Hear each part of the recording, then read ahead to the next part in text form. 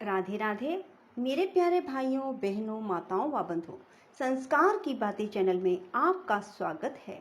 बंधुओं, आज सावन मास की चतुर्थी के दिन मैं आपको सुनाने जा रही हूँ संकष्टी चतुर्थी व्रत कथा। बंधुओं, आज की संकष्टी चतुर्थी को अंगारक संकष्टी चतुर्थी भी कहा जाता है। बंधुओं, जो मनुष्य भी संकष्टी चतुर्थी के दिन भगवान गणेश जी के निमित्त व्रत करते हैं, उन पर गणेश जी की विशेष कृपा होती है। बंधुओं, उन्हें जीवन में किसी प्रकार की कोई आर्थिक तंगी नहीं रहती और गणेश जी उन पर आने वाले सभी संकटों से उनकी रक्षा करते हैं। जो मनुष्य भी संकष्टी चतुर्थी का व्रत करते हैं या फिर संकष्टी चतुर्थी व्रत की कथा को सुनते हैं, बंधुओं, यदि आपने हमारे YouTube चैनल संस्कार की बातें अब तक सब्सक्राइब नहीं किया तो जरूर करें और बेल आइकन दबाना ना भूलें, ताकि आपको हमारी आने वाली सभी वीडियोस की जानकारी सबसे पहले हो सके। बंधुओं, वीडियो को पूरी सुनने के बाद कमेंट बॉक्स में जय गणेश जी महाराज की जरूर लिखें। बोलो गणेश भगवान की जय, चौथ माता की जय। एक बुढ़िया का लड़का सवेरे गायें चराने जंगल में जाता था और शाम होने पर घर पर वापस आ जाता था। सारे दिन की मेहनत के बावजूद भी वह सिर्फ 8 पैसे रोज के कमाता, जिससे माँ बेटे का गुजर बसर होता था। बुढ़िया का चौथ माता का व्रत था और बुढ़िया चौथ की कहानी सुनने का व्रत और नियम करती थी। व्रत के दिन 5 लड्डू बनाती, 2 चौथ के विनायक के और एक अपना। इस तरह नियम पालन करने से वह मोटी होती जा रही थी। आस पड़ोस की महिलाएं इस बात से जलती थी। उन्होंने बुढ़िया के लड़के को बहकाया। लड़के ने सोचा, मैं तो सारे दिन मेहनत करके सूखी रोटी खाता हूँ और मेरी माँ घर बैठे बैठे लड्डू खाकर मोटी होती जा रही है। इसी सोच के कारण वह एक दिन गाय चराने नहीं गया और छुप कर बैठ गया। उस दिन चौथ थी। बुढ़िया 2 पैसे का घी लाई, सदा की तरह 5 लड्डू बनाए और भोग लगाया। लड़का चुपके चुपके सारी रात देखता रहा। दूसरे दिन वह बुढ़िया से बोला, माँ, मैं कमाने के लिए जाऊंगा, यहाँ कमाई बहुत थोड़ी है।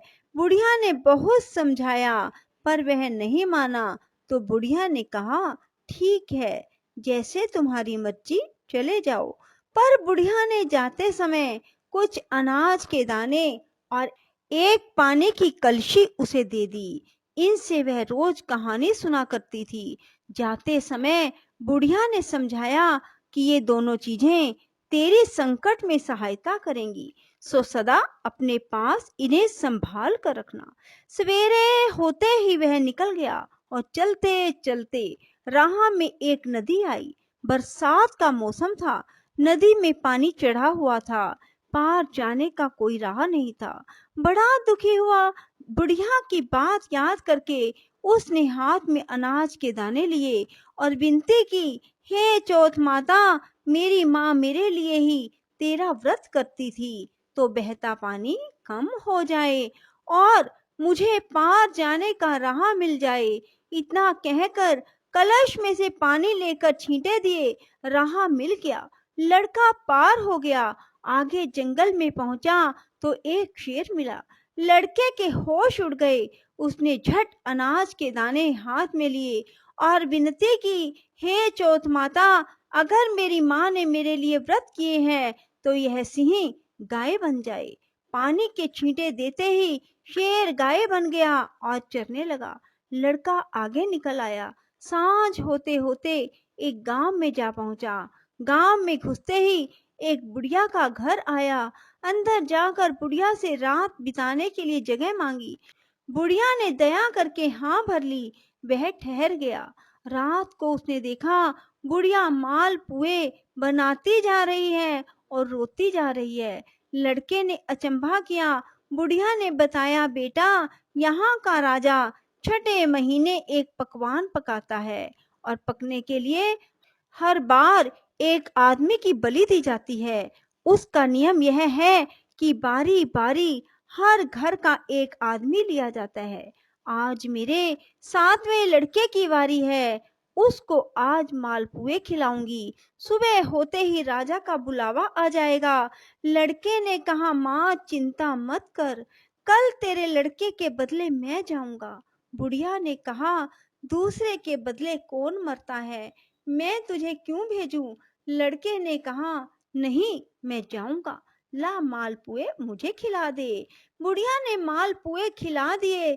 लड़का खाकर सो गया। सुबह होते ही राजा का सिपाही आया। बुढ़िया ने उसे लड़के को उठाने के लिए बर्तनों की आवाज की और बड़बड़ाना शुरू किया। लड़के की आंख खुली, बात समझ गया और जाने के लिए तैयार हो गया। जाते वक्त उसने अपनी लाठी और कंबल बुढ़िया को संभलाई, कहा, मैं आकर ले जाऊंगा। बुढ़िया ने कहा, मैं संभाल कर तो रख दूंगी, पर मैंने तो गए हुए को आज तक वापिस आते नहीं देखा, पर यदि तुम विश्वास रखते हो तो ठीक है, भगवान तुम्हारी रक्षा करे। लड़का चला गया। जगह पर जाकर लड़के ने देवताओं को याद किया और अनाज के दाने निकालकर पानी की घंटी ली और चौथ विनायक को याद करके अपने चारों तरफ देखा और एक चौकी पर बैठ गया। कजावा चिनकर आग लगा दी गई। तीसरे दिन कुछ कम्हारों के लड़के खेलते हुए उधर से निकले। उनके हाथ में से एक पत्थर का टुकड़ा उछलकर कजावे पर जा पड़ा। पत्थर पड़ते ही उसमें बर्तनों की टंकार निकली। बात सारे गांव में फैल गई। लोगों ने अचंभा किया। नौकर चाकर भेजे गए। कजावा खोला गया। कांसे पीतल के बर्तन निकले। भीतर से आवाज आई, भाइयों, कजावा धीरे धीरे खोलना, अंदर आदमी भी हैं। उन्होंने सुझाव दिया कि यदि यह आदमी की ही आवाज है तो तुम डरो मत।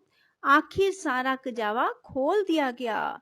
चौकी पर हंसता हुआ वह लड़का बैठा हुआ था। चौकी के चारों ओर जुआरे हो गए थे। पानी का कलश भरा हुआ था। राजा के पास लड़के को लाया गया। राजा ने सारा किस्सा सुनना चाहा। लड़के ने बताया कि मेरी माँ चौथ विनायक का व्रत करती थी, उसी ने आते वक्त मेरी रक्षा के लिए यह अनाज और पानी का कलश दिया। राजा ने भाग्यवान लड़का देखकर अपनी लड़की का विवाह उसके साथ कर दिया और चौथ व्रत करने का ढिंढोरा पिटवा दिया। कई दिन बीत गए। राजा के बेटों की बहुओं ने ननद को ताना मारा, बाई जो पेट से निकले, हांडी से नहीं। राजकुमारी ने अपने पति से कहा, माए जहाँ मायका, सास जहाँ ससुराल। लड़का भी बात समझ गया और राजा रानी से आज्ञा ली और अपने गांव को अपनी पत्नी को लेकर चल पड़ा।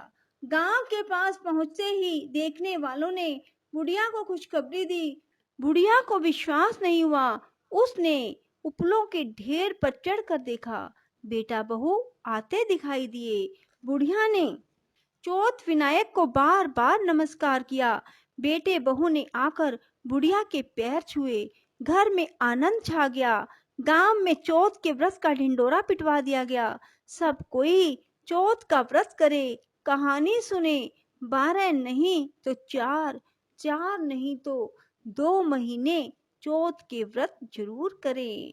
बोलो चौथ विनायक की जय। राधे राधे। जय श्री कृष्णा। बंधुओं, यदि आपको हमारी वीडियो पसंद आए तो इसे लाइक करें और शेयर भी जरूर करें। धन्यवाद।